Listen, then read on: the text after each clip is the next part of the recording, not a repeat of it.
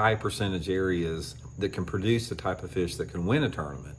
There's a big difference between producing a tournament grade winning fish and a check grade fish. In other words, say for Lake of the Ozarks, if it takes 12 or 13 pounds a day to make a check, you know, a lot of those fish can be caught with a certain technique in a certain part of the lake or more diverse part of the lake. But if you're going to catch the 16, 17, 18 pounds a day that you need to win this tournament, Lake of the Ozarks, you have to have a specialized area and a specialized approach in order to win that. And a lot of times when you're focused on that specialized approach, the area, the window that you have for success or failure it's a narrow window of success and a big window for failure with that. Everything's got to line up perfect. You got to be in the right place at the right time. You have to identify the correct approach and the correct baits. You have to have your way go. The uncontrolled variables have to go your way. Your boat has to perform flawlessly. Your trolling motor can't break down. You got to get the right boat draws. You got to fish an area that's not getting covered up with other anglers.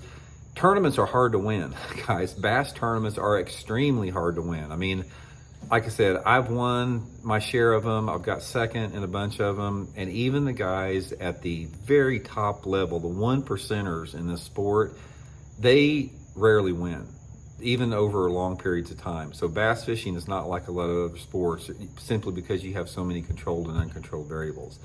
Given that, here's my plan to win the Lake of the Ozarks tournament, or what my approach is going to be.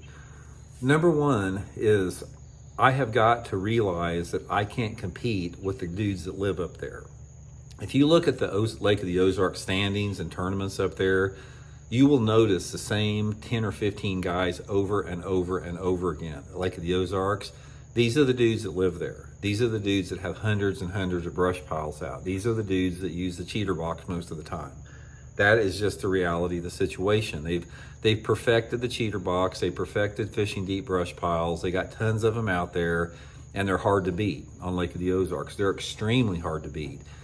The only way that you can compete against these guys on Lake of the Ozarks is by identifying and narrowing down a specific dock fishing technique, because you can compete and you can win against the cheater box users on the deep brush piles off of boat docks, but it's not as easy as what it says. There are tens of thousands of docks on Lake of the Ozarks.